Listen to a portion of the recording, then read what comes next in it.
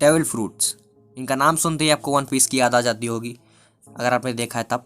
और याद भी कैसे ना है, ये डेविल फ्रूट्स वन पीस के पावर अप्स हैं, क्योंकि हर 10 में से 9 बंदे के पास ये डेविल फ्रूट पावर होती ही होती है। एक ऐसे फल जो आपको सुपर ह्यूमन बना सकते हैं। ये अलग अलग कैटेगरीज के आते हैं। इनके 3 कैटेगरीज हैं, पैरामीशिया, लोगिया और जोआन। हमको वन पीस के यूनिवर्स में बहुत सारे डेविल फ्रूट दिख चुके हैं। अगर आप इनको याद करते बैठेंगे तो आपका जीवन निकल जाएगा। पर हाँ, आप सिर्फ इसे एक जीवन में एक ही बार खा सकते हैं। मतलब आप सिर्फ जीवन में एक ही डेविल फ्रूट खा सकते हैं, और जो आपको उसकी पावर मिलेगी वो आपको जीवन भर चलानी पड़ेगी। उस पावर के साथ ही आपको अपना जीवन व्यतीत करना होगा। पर ये जो गोल्डन रूल है, ये एक बंदे के लिए लागू नहीं होता है, वो है ब्लैक बियर्ड। कुरोगी, अरे यार, pronounce black beard in Japanese. Kurohige. आइए, एक Marshall D teach, current Yonko bounty 2 billion, 2 billion के अप्रॉक्स, लड़ाई में लास्ट में पहुंचने वाले और ताकतवर और सम्मानित लोगों का डेविल फ्रूट चुराने वाले, सफेद दाढ़ी का डेविल फ्रूट चुराने वाले, काली दाढ़ी। तो दोस्तों, आज हम बात करने वाले हैं 5 मिस्टीरियस डेविल फ्रूट्स के बारे में जो अभी वन पीस में एग्जिस्ट करते हैं। नंबर 1, डार्क फ्रूट, या फिर हम इसे कह सकते हैं यामी यामी नोमी। इसके यूजर हैं काली दाढ़ी, एके ब्लैक बियर्ड, एके मार्शल डी टीच। वैसे इनके पास दो डेविल फ्रूट हैं, एक ट्रेमर फ्रूट और एक डार्क फ्रूट।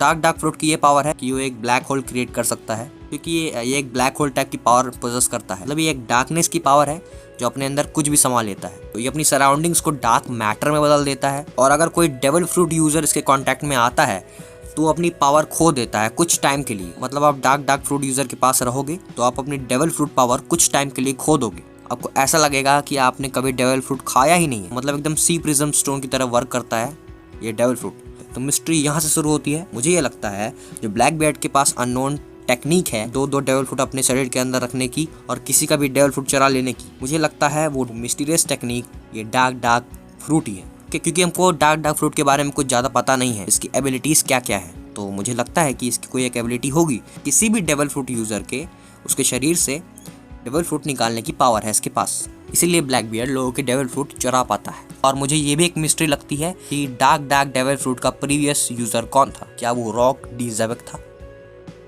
क्या पता, थ्योरी लगा लो। सेकंड, ज्वेरली बोनी का डेविल फ्रूट। हाँ, हमको इसके बारे में कुछ नहीं पता है, पर इसकी एबिलिटीज के बारे में हमको पता है।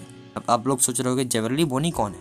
अरे नहीं जानते, फर्स्ट जनरेशन की मेंबर है। इसके पास एक अननोन नेम डेविल फ्रूट है। इस डेविल फ्रूट की एबिलिटीज हैं कि ये किसी की भी एज मैनिपुलेट कर सकता है, अपने यूजर की भी और सामने वाले अपोनेंट की भी।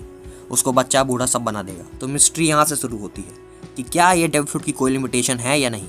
अगर इस डेविल फ्रूट की कोई लिमिटेशंस नहीं है, मतलब जो ये एज मैनिपुलेटिंग वाली पावर है, क्या ये इमॉर्टैलिटी प्रोवाइड करवा सकती है? अगर ये इमॉर्टैलिटी प्रोवाइड करवा सकती है, ये डेविल फ्रूट किसी को भी बहुत टाइम तक यंग रख सकता है।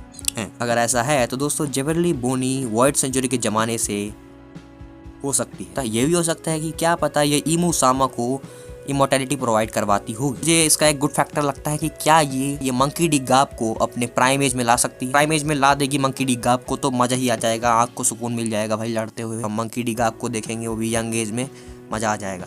मुझे एक और थ्योरी लगती है जो मैंने खुद क्रिएट की है। अब मुझे नहीं पता कि क्या पता कोई और बंदे ने भी ऐसी थ्योरी क्रिएट की हो, पर मैं बताता हूँ मेरी थ्योरी। मुझे लगता है कि रॉक डी ज़ेबेक जिंदा है, जिंदा ही होगा, ठीक है।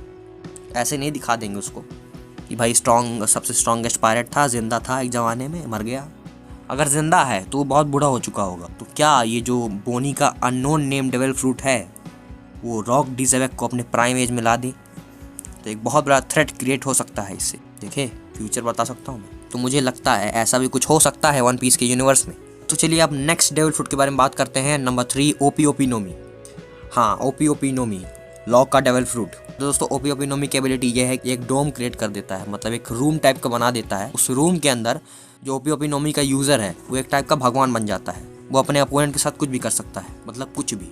उसको काट सकता है, उसके टुकड़े कर सकता है। वो मरेगा नहीं, उसको मार भी सकता है। मारते हुए हमको आज तक दिखाया नहीं गया है। उनकी बॉडी स्विच कर देता है, उनके माइंड स्विच कर देता है। मतलब तुम्हारी आत्मा इधर, तुम्हारी आत्मा इधर।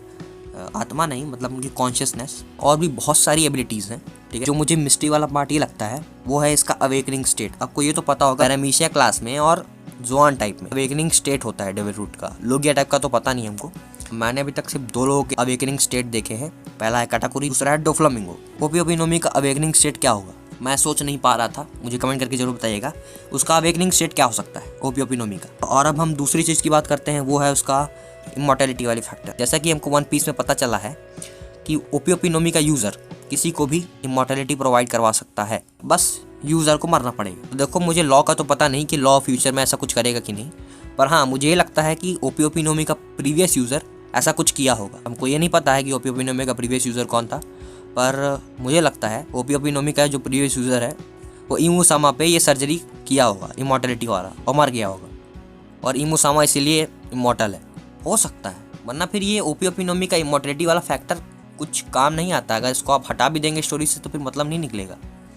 तो मुझे लगता है इमूसामा ओपी ओपिनोमी सर्जरी से इमोर्टल बना है। तो हम नेक्स्ट बात करते हैं तो 4th नंबर पे गोमू गोमू नोमी, रबर फ्रूट। और कुछ चंद लोग जो देख रहे होंगे वो बोलेंगे तुमको इसमें क्या मिस्ट्री लगी। देखो ये इसके अंदर मिस्ट्री तो है गोमू गोमू नोमी। देखो पहली बात, ये प्रोटैगनिस्ट का डेवल फ्रूट है, ठीक है, और वर्ल्ड गवर्नमेंट भी इस डेवल फ्रूट को चाहती है। और मैंने ये भी बहुत थ्योरी सुनी है कि गोमू गोमू नोमी का प्रीवियस यूज़र जॉय बॉय है। हो सकता है कि गोमू गोमू नोमी का प्रीवियस यूज़र जॉय बॉय हो, और अभी इसका अवेकनिंग स्टेट भी नहीं हुआ है, तो क्या पता इसका अवेकनिंग स्टेट बहुत ही पावरफुल हो। अब हम बात करते हैं 5वें नंबर पे, 5वें नंबर के मिस्टीरियस डेविल फ्रूट के बारे में, मंकी डी ड्रैगन का डेविल फ्रूट। सबसे मिस्टीरियस कैरेक्टर है Monkey D Dragon, worst criminal in One Piece. तो देखो इनके डेविल फ्रूट के बारे में क्या, इनके बारे में ही हमको अच्छे से पता नहीं है, और तो इनके बारे में हमको ज़्यादा जानना नहीं है कि इन्हें क्या क्या किया है जीवन में। हमको बस ये जानना है कि इनका डेविल फ्रूट क्या है। देखो अगर दिमाग का पहिए चलाएं हैं तो इनका डेविल फ्रूट मेरे को लगता है कुछ वेदर मैनिपुलेट करने वाला डेविल फ्रूट है, क्योंकि हमने जितने भी छोटे छोटे इनके अपीयरेंस देखे हैं उन्हीं में से एक छोटा सा अपीयरेंस जो इनका था, जब ये साबू को बचा के लाते हैं, छोटे साबू को बचा के लाते हैं, तो हम इनको देख सकते हैं ये उड़ते हुए आ रहे थे एक टाइप से, और इनकी चारों तरफ एक थोड़ा सा मतलब हाँ क्या कहते हैं विंड विंड टाइप का, जब ये लैंड करते हैं तो एक विंड विंड टाइप का क्रिएट होता है, देख सकते हैं वीडियो में, ठीक है। तो मुझे लगता है कि इनके पास वेदर चेंजिंग पावर्स है, या फिर कुछ स्टॉर्म क्रिएट करने वाला ऐसा कुछ पावर है इनके पास, मुझे लगता है। और ये भी हो सकता है कि इनके पास कोई मिथिकल जोन टाइप का डेविल फ्रूट हो। मैं इसलिए ऐसा बोल रहा हूँ क्योंकि हमने मैथ्स में सुना है कि ड्रैगन्स के पास वेदर चेंजिंग पावर्स होती हैं, है ना। क्या पता इनके पास मिथिकल जोन टाइप का डेविल फ्रूट हो जिसमें ड्रैगन में तब्दील हो सकते हैं और वेदर भी चेंज कर सकते हैं। क्या पता इनके पास यूरेनस हो और वही इनका डेविल फ्रूट है, यूरेनस एक डेविल फ्रूट हो और मंकी डी ड्रैगन ने यूरेनस को खाया है। वीडियो इतनी थी। अगर आपको वन पीस से रिलेटेड कुछ भी थ्योरीज पता है या फिर इन डेविल फ्रूट्स के बारे में आपको कुछ भी थोड़ा सा भी पता है एक्स्ट्रा बात, तो आप मुझे कमेंट में बता सकते हैं, और आप मुझे इंस्टाग्राम में फॉलो कर सकते हैं, ID fictionlad123, डिस्क्रिप्शन में लिंक मिल जाएगी, आप मुझे फॉलो कर सकते हैं अगर आप फॉलो करना चाहें। और अगर कोई वीडियो अच्छी लगी तो प्लीज़ मेरे चैनल को सब्सक्राइब कीजिए, लाइक कीजिए, शेयर कीजिए, और जल्दी चलता हूँ नेक्स्ट वीडियो मिलूंगा। सब्सक्राइबर की मुझे बहुत ज़रूरत है, सब्सक्राइब कर दीजिए please. Thank you very much.